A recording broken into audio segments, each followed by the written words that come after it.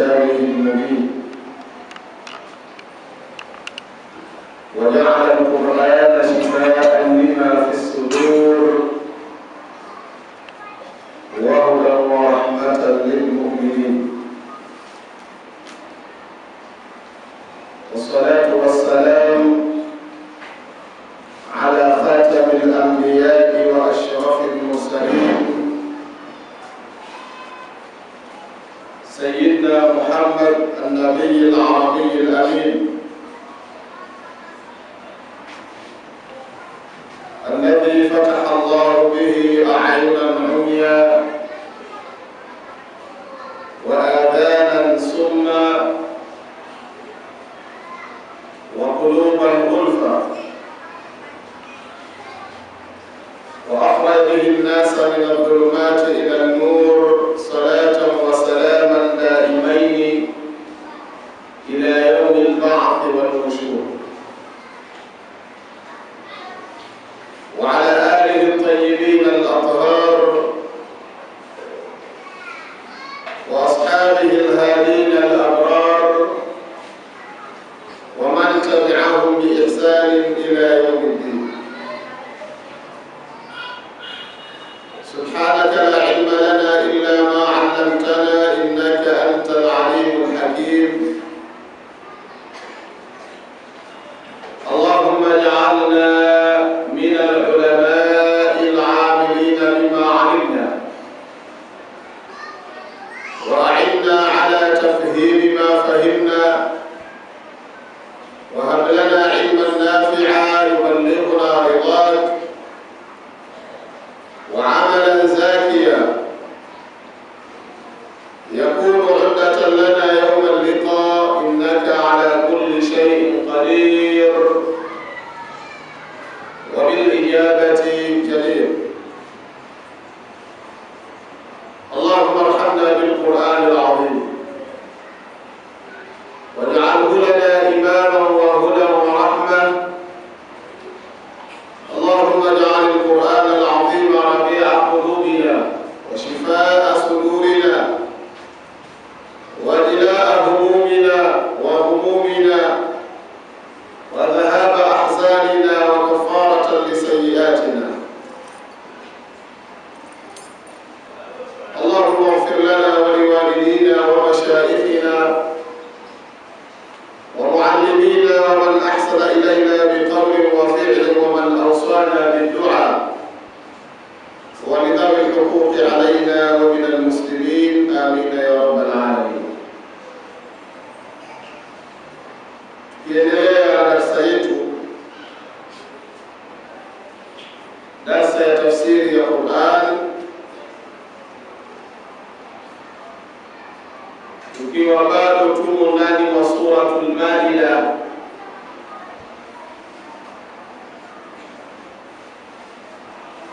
Jana tulieleza kisa cha watoto wawili wa Sayyidina Adam alayhi salatu wassalam, Qabil na Habil, na tukio lao, tukio ambalo lilipelekea mmoja kati ya hao watoto wawili kumuua ndugu yake. واتل عليهم نبأ ابني آدم بالحق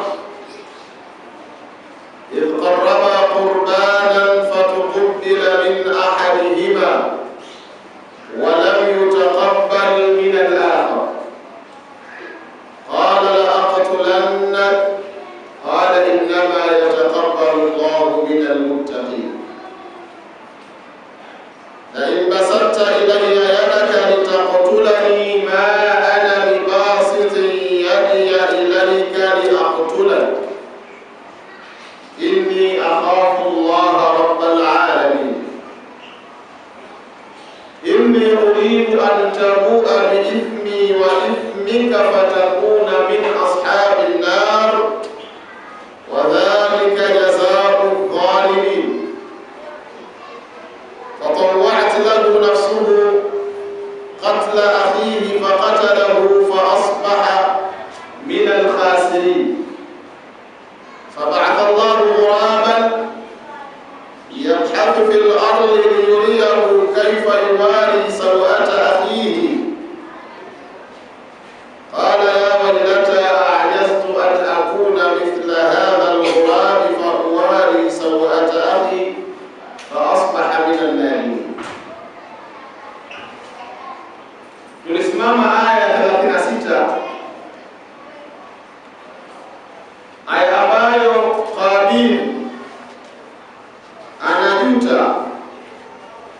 kwa kumuua ndugu yake na kushindwa kumzika mpaka Mungu alipokuja na kumfundisha namna ya kuzika. Na kwa vile kisa hiki kilikuwa kinatuonyesha ukaidi na maasi ya hawa wana wa Nabii Adam, kwa maana Qabil, tabia hii pia ndiyo tabia ya Mayahudi.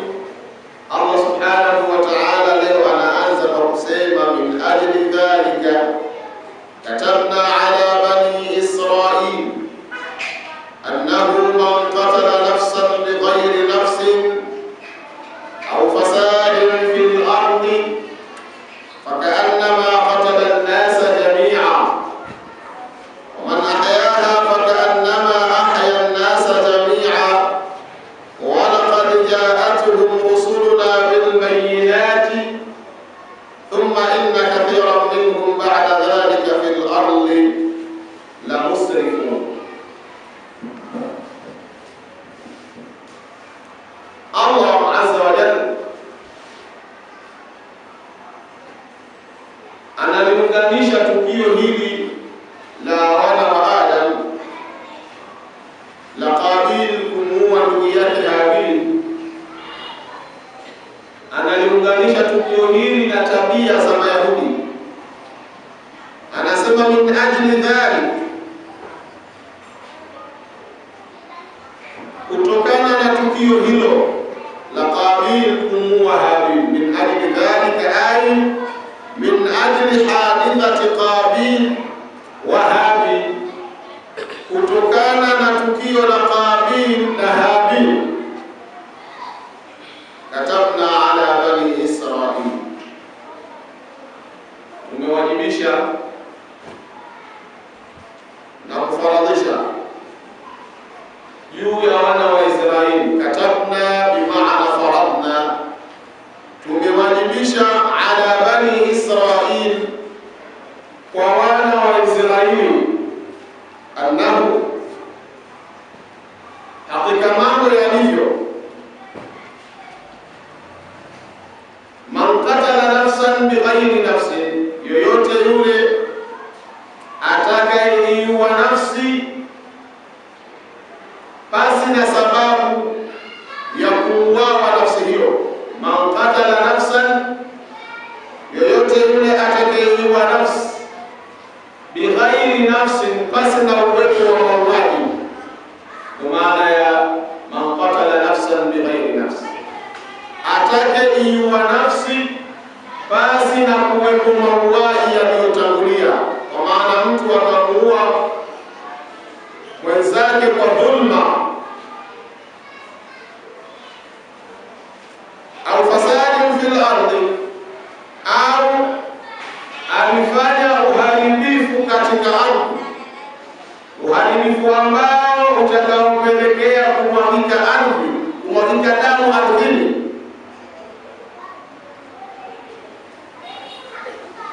fakannama qatala an-nasa jami'a, hukumu ya mtu huyo aliyeiua nafsi anapewa hukumu sawa, amewaua watu wote.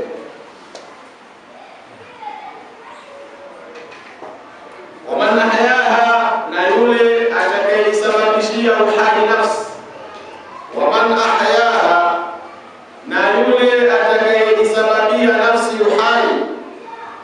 Fakannama ahya an-nasa jami'a, kana kwamba mtu huyo amewapa uhai na kuwasababishia uhai watu wote.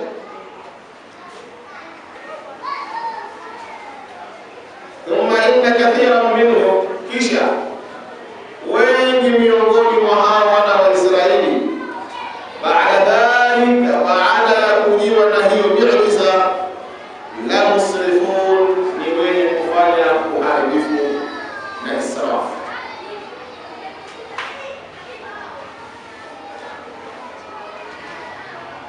Imam akifasiri aya hiyo anasema min ajli hadithati Qabil wa Habil, akifasiri min ajli dhalik, min ajli dhalika ay min ajli hadithati Qabila wa Habil, kutokana na tukio lililofanywa na Qabil na Habil, wa bisababi qatlihi li akhihi dhulman, na kwa sababu ya Qabil kumuua ndugu yake kwa dhulma. Faradna wa hakamna ala bani Israil, katabna maana yake faradna wa hakamna, tumewajibisha na tumehukumu ala bani Israila, juu ya wana wa Israeli Mayahudi, tumehukumu nini? Man qatala minhum nafsan dhulma, yoyote yule atakayeuwa, man qatala minhum, yoyote atakayeuwa miongoni mwao, nafsan, kuiua nafsi nyingine, dhulma, kwa dhuluma, bighairi an yaktula nafsan, basi na kuuawa nafsi nyingine, fayastahiqu al-qisas, huyu muuaji atastahiki kulipiziwa kisasi. Wa bighairi fasadi, na kama ataua bila ya kufanya uharibifu, yujib ihdara dami, utakaowajibisha kumwagika damu, karinda, kama vile kurtani, qat'i tariq, kufanya ujambazi,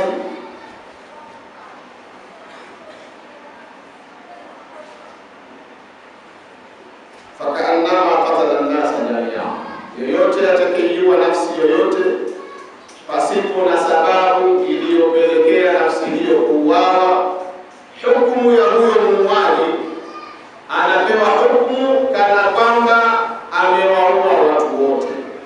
Fakaannahu qatala jami'a an-nas, kana kwamba yeye amewaua watu wote. Tukio hili limesababishwa na yale mauaji yaliyofanywa na Qabil kumuua ndugu yake Habil. Kwa tendo lake hili Qabil, Allah azza wa jalla amefaradhisha kwa wana wa Israeli, yoyote yule atakayeiua nafsi bila ya sababu yoyote ya kisheria, anazingatiwa sawa sawa ameua watu wote. Wa man ahyaha, na yule atakayeipa uhai nafsi, atakayesababishia uhai nafsi, fakaannama ahya an-nasa jami'a, mtu huyo hukumu yake ni kama vile amewapa uhai watu wote. Imamu anasema wa man tasabbaba li baqa'i hayatiha, na yule atakayesababisha kuendelea kwa uhai wa nafsi yoyote ile. Wa man tasabbaba, na yule atakayesababisha li baqa'i hayatiha,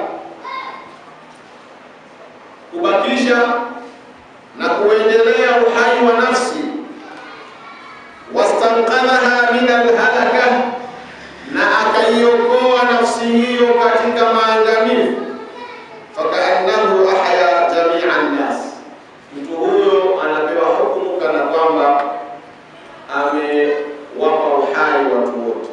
Kuihaisha nafsi, kwa mfano, alikutwa mtu anakaribia kuangamia au kuzama kwenye maji, akatokea Myahudi akamuokoa. Tendo hili la kumuokoa huyu mtu ambaye alikuwa anazama kwenye maji, kwa wana wa Israeli, Allah subhanahu wa ta'ala aliwaandikia ni sawa kawaokoa watu wote walioulimwenguni. Na tendo la kumuua mtu mmoja, Allah subhanahu wa ta'ala amelihukumu ni sawa na kuwaua watu wote, kwa sababu kama mtu atakuwa jasiri kumuua mtu mmoja, maana yake mtu huyu anao ujasiri wa kuua watu wote. Na kama mtu atakuwa na uwezo wa kuiokoa nafsi moja akaiepusha na kifo, upo uwezekano wa mtu huyu kuziokoa nafsi za watu wote. Hii ndio maana ya Allah subhanahu wa ta'ala kusema waman ahyaha, na yule atakayeipa uhai nafsi moja akaisababishia kuwa hai, fakaannama ahya an-nasa jamia, kana kwamba amewapa uhai watu wote.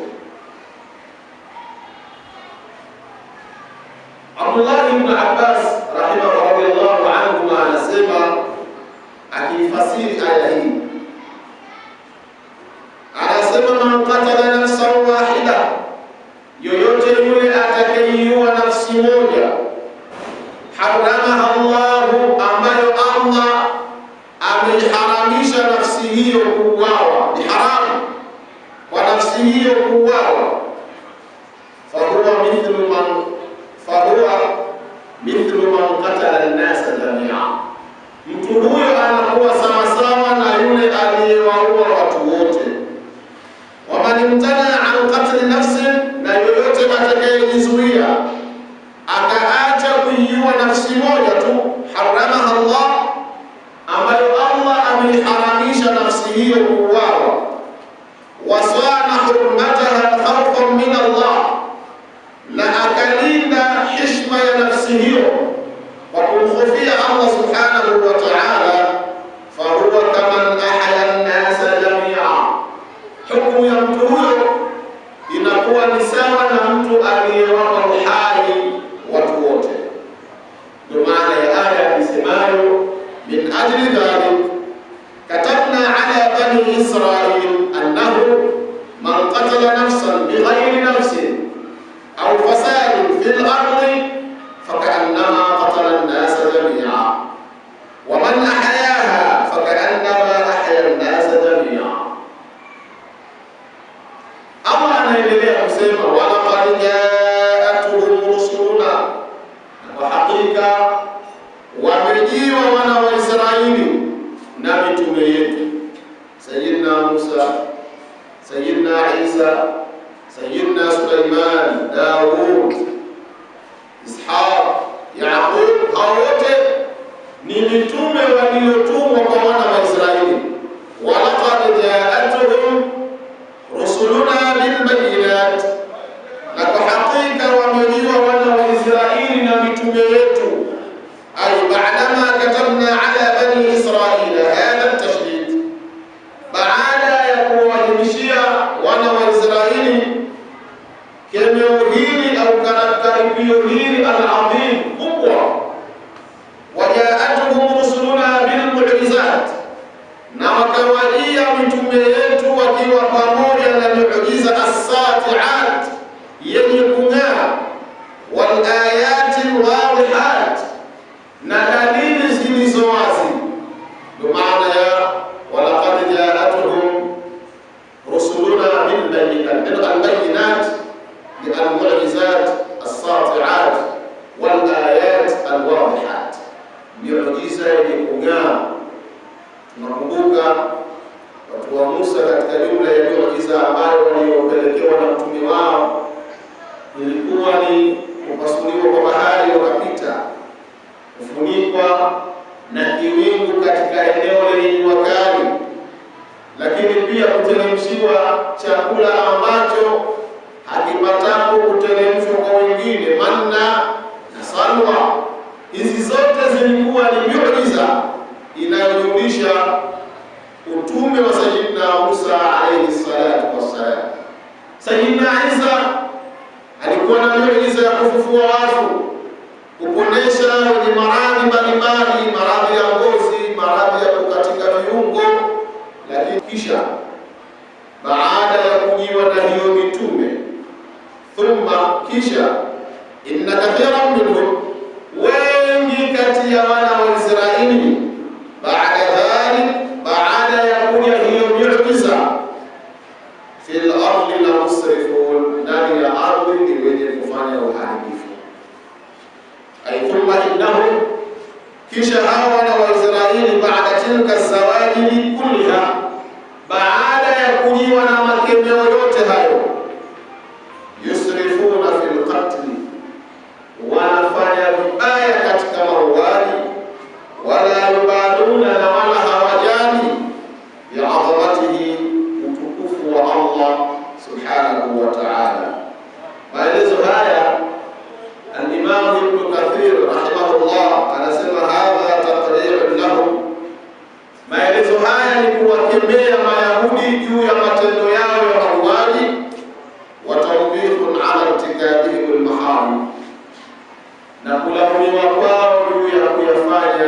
yale yaliyokuwa haramu.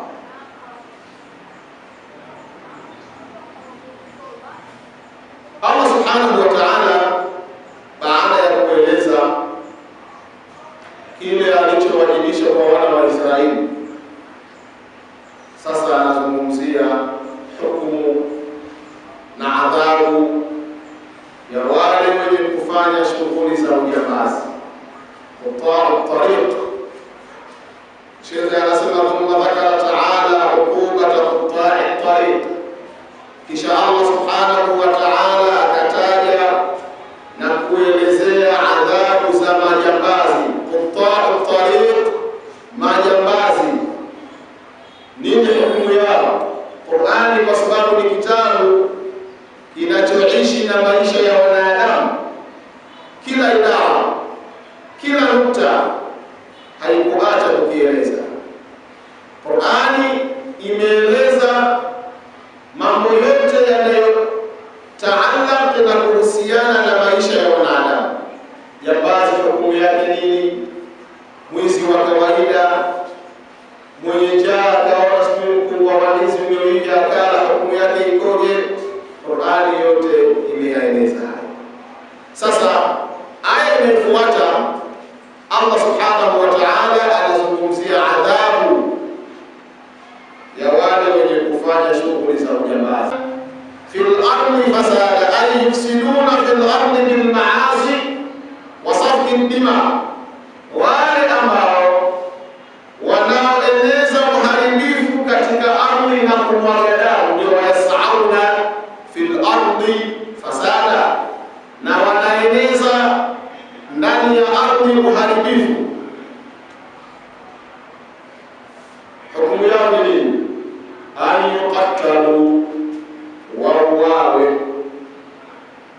Allah aliposema yasauna fil ardi fasada, maana yake majambazi ni katika jumla ya watu wanaofanya uharibifu ardhini, wanapora mali za watu na wanawaua wale wenye zile mali. Hii ni uharibifu. Unachukua mali ya mtu aliyoitafuta kwa jasho lake, lakini huishii tu katika mali, unachukua na roho yake. Ndio maana Allah akasema wayasauna fil ardi fasada, na wanakwenda kwa haraka, wanakwenda mbio katika ardhi katika kueneza uharibifu. Sasa malipo ya hawa Allah anasema an yuqattalu, ay yuqtalu jazaa baghihim, wanatakiwa wauawe ikiwa ni malipo ya kuvuka kwao mipaka. Jambazi hukumu yake katika Uislamu ni kuuawa. Mwizi wa kawaida hukumu yake katika Uislamu ni kukata mkono. Asariqu wasariqa faqta'u aydiyahuma nakala min Allah. Mwizi mwanamume akipatikana na mwizi mwanamke akipatikana, kateni mikono yao.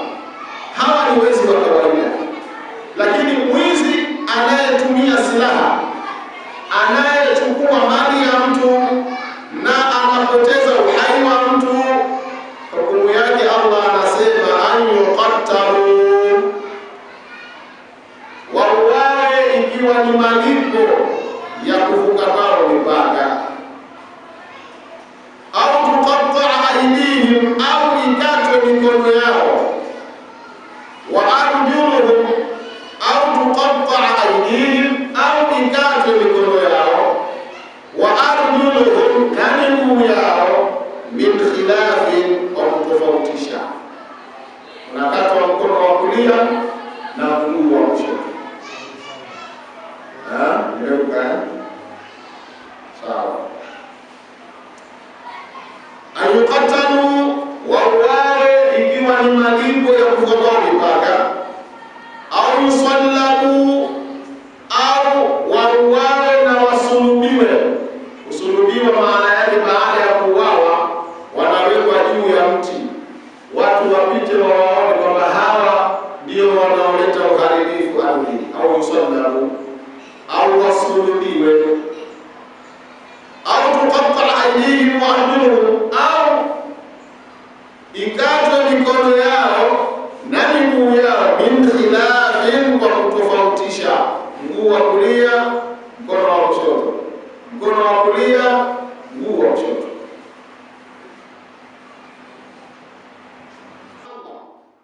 Wayuharibuna rasulahu, na wanampiga vita mtume wake Muhammad sallallahu alaihi wasallam. Hilo la kwanza.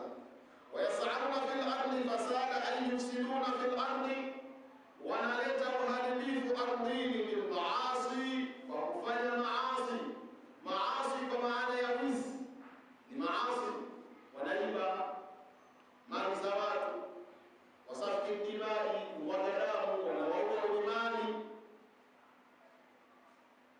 Sheikh amefasiri hivyo kwamba uharibifu ni kufanya maasi mbalimbali, ikiwemo kuiba, lakini kumwaga damu za watu. Malipo ya hawa ayuqtalu jazaa baghihim, wauawe ikiwa ni malipo ya kuvuka kwao mipaka. Lakini mauaji haya hayafanywi na kila mtu. Katika sheria ya Uislamu na Uislamu unataka jambazi atahukumiwa na dola,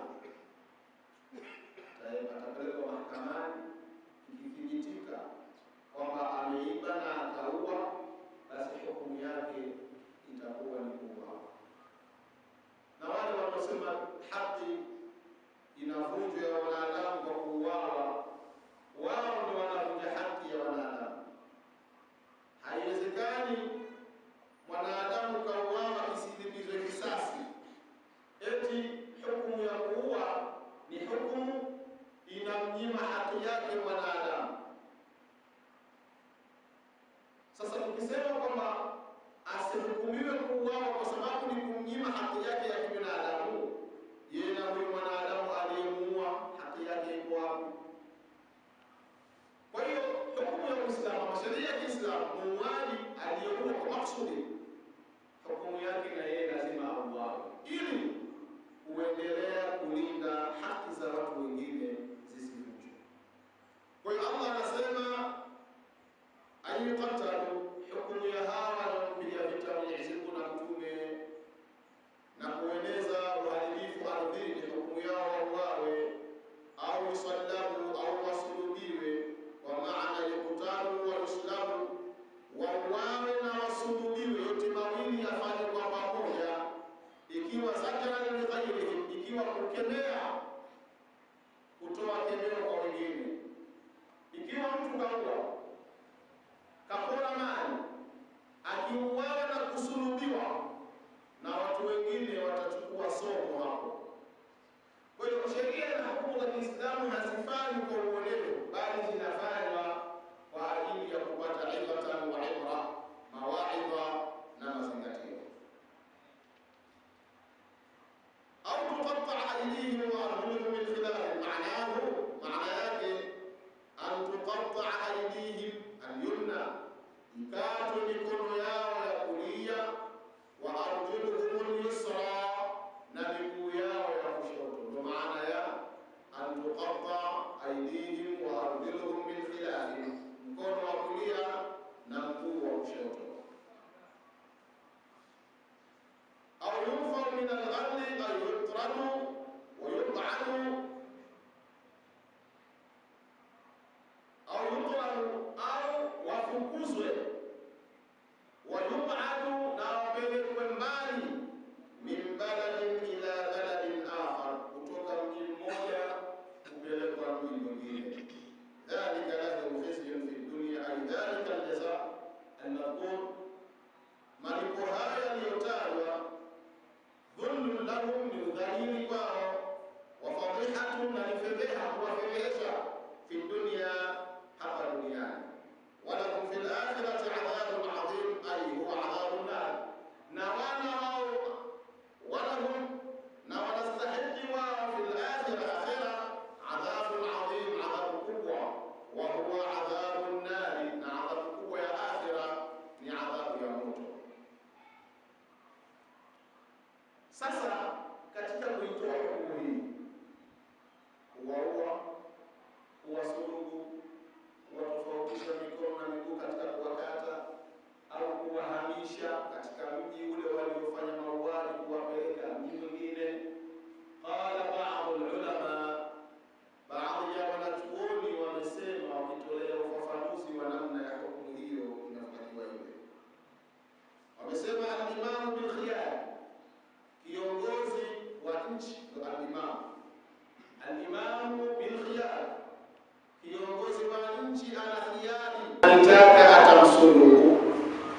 inshaa qata'a al-aydi wal arjul, na akitaka atamkata mikono na miguu. Wa inshaa nafa, na akitaka atamhamisha katika mji mmoja kumpeleka katika mji mwingine. Na maelezo haya ndiyo madhhab ya Imam Malik rahimahullahu ta'ala.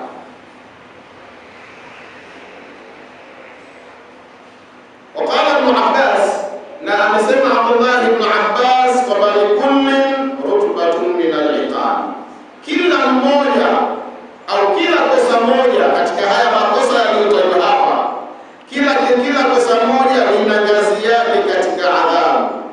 Faman qatala, yoyote yule atakayeua, kutil, na yeye atauawa. Waman qatala wa akhadha al-mala, na yoyote yule aliyefanya ujambazi, kaua na akachukua na mali, kutila wa sulila, huyu atauawa na kusulubiwa, kwa sababu kafanya makosa mawili, kaua na kachukua mali. Kwa hiyo huyu atauawa na yeye na atasulubiwa ili kumuongezea aina ya udhalili baada ya kosa alilofanya. Kwa maana anasema Abdullah ibn Abbas radhiyallahu anhuma, habu hadhihi al-umma, anasema likullin, kila kosa moja, rutbatun, lina ngazi yake, min al-iqabi, katika adhabu. Faman qatala, basi yule atakayeua, kutil, atauawa. Waman qatala wa akhadha al-mala, na yule atakayeua na kuchukua mali, kutila wa suliba, atauliwa na kusulubiwa. Waman qatasara ala akhdhi al-mal, na yule atakayeishia kuiba mali tu, kafanyia duka la mtu, kachukua mali, lakini yule mwenye duka hakumuua, basi kutiat yaduhu wa rijluhu min khilaf, huyu atakatwa mkono wake wa kulia na mguu wake wa kushoto kwa kumtofautisha, kwa sababu kosa alilofanya si sawa sawa na yule aliyeua na kuchukua mali. Huyu kavamia, kachukua mali, lakini mwenye mali kamwacha. Kosa lake huyu ni jepesi, atakatwa mkono na atakatwa na mguu. Lakini waman akhafa faqat, na yule atakayetishia, kaenda katika duka la mtu, kavamia, kamtisha pale, kanoa panga, kamwacha, hakuchukua mali na wala hakumuua, huyu nufia min al-ardi, atahamishwa ardhi, katika ule mji wale tukio lilifanya, atatolewa kupelekwa mji mwingine. Wa hadha qaulul jumhur, hii ndio kauli ya wanachuoni wa dini.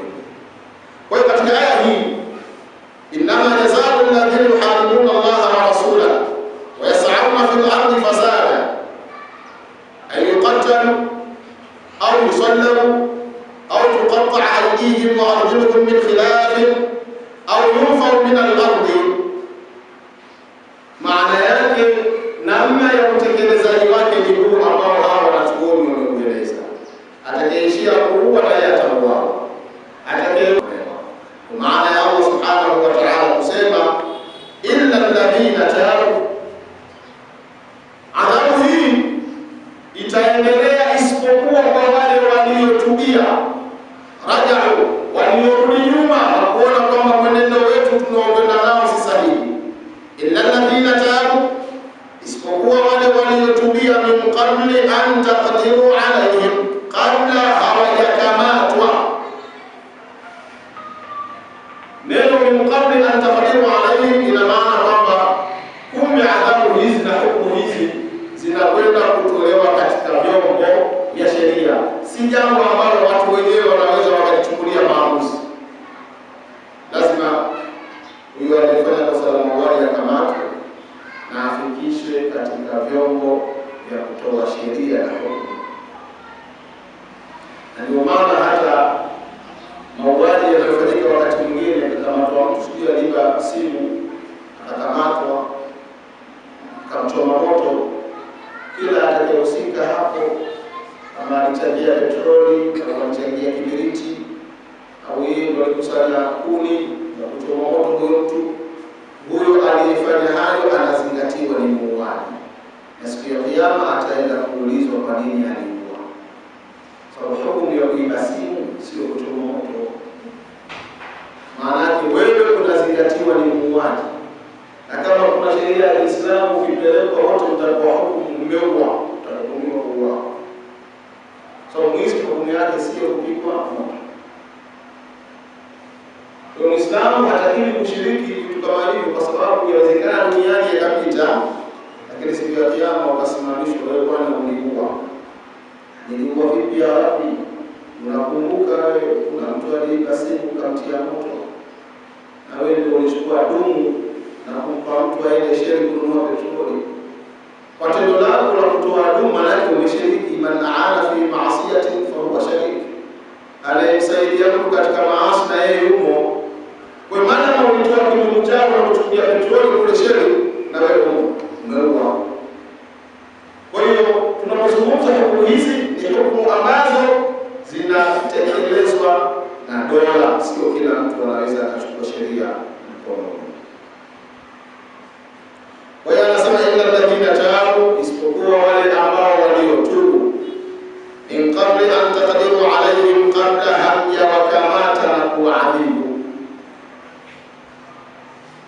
Fa'lamu eleweni anna Allaha ghafurur rahim, hakika Allah subhanahu wa ta'ala ghafur, ni mwingi wa kusamehe, ai wasi'ul maghfira, mwingi wa kusamehe, rahimun, mwingi wa kuhurumia. Fa'lamu, basi eleweni, anna Allaha ghafur, hakika Allah ni mwingi wa kusamehe.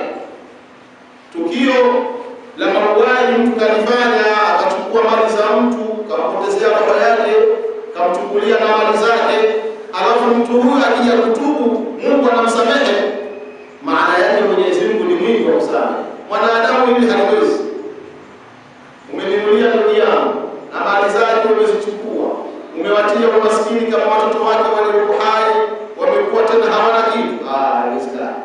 Lakini fa'lamu anna Allaha ghafurun rahim, eleweni kwamba Allah ni mwingi wa kusamehe, mwenye huruma. Ai wasi'ul maghfirati war rahma, Allah ni mpana, ni mwingi wa kusamehe na kuhurumia. Liman taba, kwa yule mwenye kutubia, wa anaba, na akarudi kwa Allah subhanahu wa ta'ala. Kwa lugha nyingine, Mungu hana nongwa na mtu, hana nongwa na waja wake. Mtu anaishi miaka 20 30 si mtu wa ibada, lakini siku akitubu na akarudi kwa Mwenyezi Mungu, Allah anampokea, wala haangalii miaka iliyopita, anayafuta yote yaliyotangulia. Allah anasema innal hasanati yudhhibna as-sayyi'at, mema yanaondosha madhambi. Innal hasanat yudhhibna as-sayyi'at, hakika mema yanaondosha mabaya, maovu yote yaliyofanywa miaka kadhaa ya nyuma. Kwa kutubu tu Allah subhanahu wa ta'ala anayafuta. Kuna kile kisa cha yule mtu aliyeua watu 99, akamfanya na Darueshi asiyesoma elimu, akamuuliza, bwana, mimi nimeua watu 99, hivi kweli Allah anaweza akanisamehe mimi nikitubia? Aliyeulizwa kwa sababu alikuwa si alim, si mwanachuoni, akasema wapi, watu 99 umeua, Mungu hawezi kumsamehe. Akaona kama Mungu anisamehe, basi acha wewe nikumalizie, nikamilishe namba yako watu 100, kama Mungu yule. Lakini yule mtu bado anatafuta namna ya kurejea kwa Allah subhanahu wa ta'ala na kuacha makosa. Kakamilisha idadi ya mtu wa 100, lakini bado anakwenda huku na kule kutafuta labda anaweza akasamehewa. Akakutana na wanachuoni wa Bani Israeli, kamwambia, bwana, mimi nimeua watu 100 mpaka sasa, unaoniona hapa yake, la'allakum tuflihun, ili mpate kufanikiwa na kufaulu. Al-falah, kufaulu humo katika kuipigania dini ya Allah subhanahu wa ta'ala. Jihadi mlango wake ni mpana, na kila mmoja anatakiwa atoe juhudi katika dini hii kwa kadri ya hali yake. Sio jihadi kwa maana lazima ushike silaha. Pahala pana shida ya majuzuu, madrasa watoto hawana majuzuu, hawana misahafu, nunua juzuu peleka. Umetoa jihadi, umetoa jihadi. Wewe uwezo hauna, lakini unajua kuna mtu ana kipato na ana uwezo wa kununua misahafu 20 30. Mwambie bwana, kuna madrasa pale haina juzuu. Kuna madrasa pale bwana watoto wanakaa kidato cha hakuna. Hebu nunua vita 5 upeleke pale. Jihadi kubwa. Msikiti hauna kisima, unajua kwamba fulani anao uwezo wa kuchimba kisima, ukamshawishi akachimba. Jihadi ni mlango mpana. Allah anasema wajahidu fi sabilihi, ipiganieni dini yake. Toweni juhudi katika kuipigania dini yake, la'allakum tuflihun, mtafanikiwa na kufaulu. Hakuna aliyepata hasara kwa sababu kaipigania dini ya Allah subhanahu wa ta'ala. Hakuna aliyepata hasara kwa sababu katoa juhudi kwa ajili ya dini ya Mwenyezi Mungu subhanahu wa ta'ala. Hata kusikiliza darasa na kutoa darasa ni jihadi, kwa sababu elimu ndio inayotolea ujinga na kuelewa mambo yetu ya dini. Usipokaa karibu na vikazi vya elimu, huwezi ukaijua dini yako. Kwa hiyo kusoma, kujifundisha, kujua dini ni jihadi kubwa sana. Unatoa muda wako ambao ungeweza kutumia kwa ajili ya harakati zingine, lakini ukatenga muda kwa ajili ya kusikiliza maneno ya Allah, ni jihadi kubwa. Hata kama una kazi ya kufanya ngelala saa hizi, Ramadhani hii umekaa pahala na kwenye story inatosha, lakini kutenga muda na ukahudhuria darasa, ukasikiliza maneno ya Allah subhanahu wa ta'ala, hii ni jihadi kubwa. Na hauwezi ukafanana wewe na asiyekaa darasani. Hal yastawi alladhina ya'lamuna wal ladhina la ya'lamun, hawalingani mwenye kujua na asiyejua. Wewe ukiondoka hapo utajua kumbe majambazi kuna hukumu Mwenyezi Mungu kawekea 1 2 3. Inawezekana usijue zote 3, lakini ukapata moja na kutosha. Kwa hiyo Sheikh akifasiri hii, ya ayyuhalladhina amanu taqullaha wabtaghu ilayhi wasila, anasema khafu iqabahu, iogopeni adhabu ya Allah. Ittaqullaha maana yake khafu iqabahu, iogopeni adhabu yake. Watlubu ma yuqarribukum ila Allah, na tafuteni kile ambacho kitachowasogezeni kwa Allah. Min ta'atihi, miongoni mwa kumtii yeye, wa ibadatihi, na kumwabudu na ibada za. Uwezekano wa kulifanya jambo hilo uko tayari kwa 100%. Binti akanambia ittaqillah, muogope Allah, usivae pete isiyokuwa yako. Pale nikavaa nguo zangu nikaondoka. Kama nilifanya haya kwa ajili ya kutafuta radhi zako Mwenyezi Mungu, na kuomba tuondoshe hili jiwe ili tuweze kutoka. Jiwe likasogea, wale wakatoka na kuondoka sana. Huko ndio utawassali. Unamuomba Allah kwa kutaja mema yako uliyoyafanya, au unafanya mambo mema ikiwa ni njia ya Mwenyezi Mungu kukuondoshea matatizo uliyokuwa nayo. Ukaamua kuchinja mnyama kwa ajili ya Allah kuondoshea mitihani uliyokuwa nayo. Hiyo yote ni katika wasila. Ya ayyuhalladhina amanu taqullah, ili ambao mlioamini mcheni Allah, wabtaghu ilayhi wasila, na tafuteni kufika kwa Allah subhanahu wa ta'ala njia ya kuwafikisheni kwa maana kwa kuyafanya matendo mema, kwa kutekeleza ibadati. Una jambo zito, chukua udhu, swali, fanya istighfari. Hizi ndiyo ziwe wasila wako wa kufikisha katika lile ulilolitaka kwa Allah subhanahu wa ta'ala. Wajahidu fi sabili, ipiganie dini yake, la'allakum tuflihun.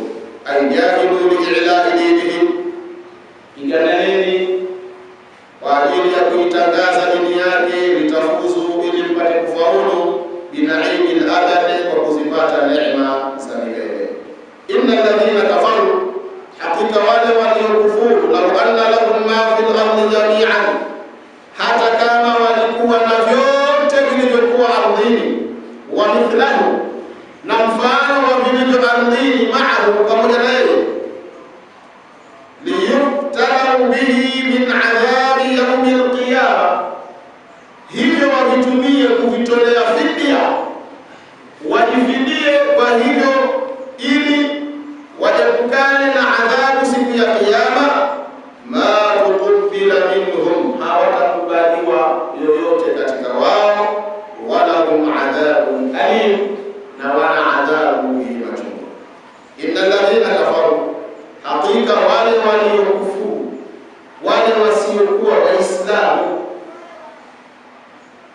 lau anna lahum, hata kama ingelikuwa kwao, ma fil ardi jamia, vyote vilivyokuwa ardhini vyao.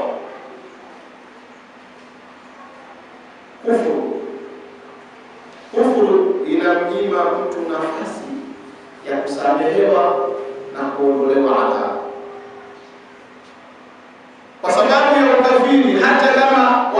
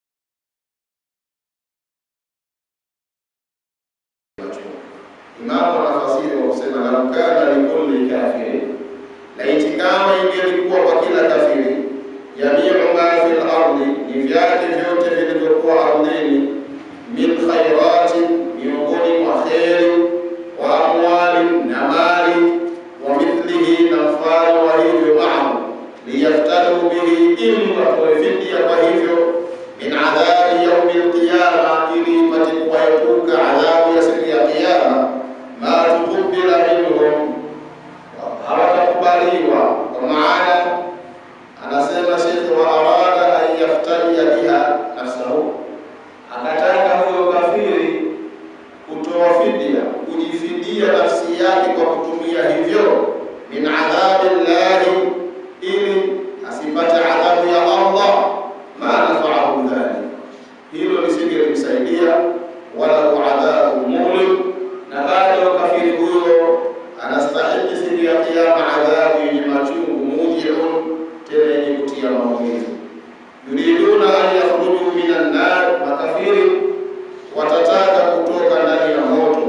Yuriduna an yakhruju, makafiri watataka kutoka minan nar, ndani ya moto. Wa ma hum bikharijina minha, na kamwe hawatatoka ndani ya huo moto. Wala hum adhabu muqim, na wala wao adhabu yenye kuendelea. Wala hum adhabun muqimun, na wanastahiki wao adhabu yenye kuendelea. Neno muqim ay daimun la yanqati, adhabu yenye kudumu isiyokatika. Kwa maana wala hum adhabun muqim. Kwa suratul A'la Allah anasema la yamutuna fiha wala yahya, hawatakufa na wala hawatakuwa hai. Ni adhabun fawqa al-adhab, adhabu juu ya adhabu. Inshallah tusimame hapa ili tuje kuanza aya zinazowahusu wezi, as-sariqu was-sariqa, hukumu ya wezi wa kawaida, ukiwatoa wale majambazi na kutoa utori